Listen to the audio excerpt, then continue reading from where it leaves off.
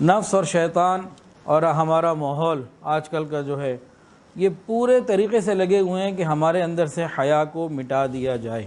اب دنیا کے اندر بھی کچھ اصول ہوتے ہیں، ان پہ بھی غور کریں۔ ایک تنگ راستہ ہو اور اس پہ 2 وے ٹریفک ہو، گاڑیاں آ بھی رہی ہیں جا بھی رہی ہیں، تنگ راستہ ہے، تو یہاں پہ بہت زیادہ احتمال ہے کہ ایکسیڈنٹ ہو سکتا ہے۔ اگر اسی تنگ راستے کو 1 وے کر دیا جائے، صرف ایک طرف سے جائے اور دوسری طرف سے نہ آئے، تو ایکسیڈنٹ کے چانسز بہت کم ہو جائیں گے۔ بالکل اسی طرح کسی جگہ پہ کوئی راستہ ہو، اسکول ہو، کالج ہو، کوئی ادارہ ہو، کوئی بھی ایسی جگہ ہو جہاں کشادی ہال ہو، جہاں مرد اور عورتیں بے محابہ آنا جانا کریں اور 2 وے ٹریفک ہو، دونوں آئیں جائیں اور کوئی روک ٹوک نہ ہو، تو یہاں پر گناہوں کے چانسز بہت زیادہ ہیں۔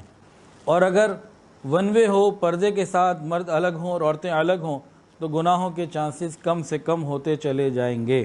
شریعت نے اسی اصول کے تحت مسلمان مردوں کو اور مسلمان عورتوں کو آزادانہ اختلاط سے مکمل اجتناب کرنے کا حکم دیا، مکمل روکا۔ جب بھی گاڑیاں آمنے سامنے آئیں گی تو ضرور ٹکر ہوگی۔ یہ ہو نہیں سکتا کہ ایک روڈ ہو تو 2 وے ٹریفک اور وہاں ایکسیڈنٹ نہ ہو، یہ نہیں ہو سکتا، ایکسیڈنٹ ہو ہی جاتے ہیں۔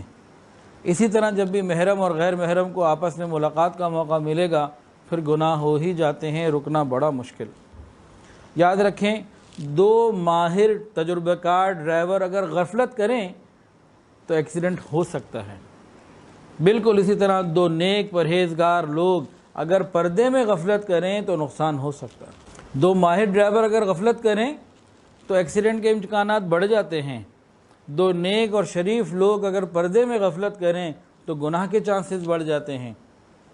تو غور کریں، اگر کوئی ناتجربہ کار ڈرائیور ہو اور وہ غفلت کرے تو کیا ہوگا، اور جو مرد ہی ایسے ہوں جن کے اندر حیا کا مادہ نہ ہو، یا عورتیں ایسی ہوں جن کے اندر حیا کا مادہ نہ ہو، وہ غفلت کریں تو پھر کہاں بات پہنچے گی۔ مرفی کا قانون آپ لوگوں نے سنا ہوگا، مرفیز لا، وہ کیا ہے؟ If anything can go wrong, it will go wrong. If anything can go wrong, it will go wrong. اگر کسی کو گناہ کا موقع ملتا رہے گا تو وہ اس کا ارتکاب کر ہی لے گا۔ تو اس اصول کو بھی ہم سامنے رکھیں تو احتیاط کا تقاضا یہ ہے کہ مخلوط محفلوں سے ہم اپنے آپ کو بچائیں۔ اور یہ بھی ایک بڑوں کی کہاوت ہے کہ احتیاط شرمندگی سے بہتر ہے۔ بعد کی شرمندگی سے پہلے کی احتیاط بہتر ہے۔ جیسے موٹر وے پہ لکھا ہوتا ہے نا، دیر سے پہنچنا نہ پہنچنے سے بہتر ہے۔ یہ بھی تجربوں کی بنیاد پہ کوئی بات کہی گئی نا۔ بالکل اسی طرح احتیاط شرمندگی سے بہتر ہے۔ جب غلط ہو جاتا ہے، گناہ ہو جاتے ہیں، تو شرمندگی اور ندامت دنیا میں بھی اور آخرت میں بھی۔ اسی طرح اگر عزت و ناموس کی حفاظت کرنی ہو تو مخلوط محفلوں میں جانے سے ہمیں گریز کرنا چاہیے، بچنا چاہیے۔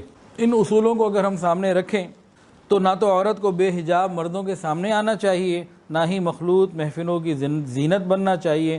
اسی میں عزت و ناموس کی حفاظت ہے اور یہی شریعت کا حکم ہے۔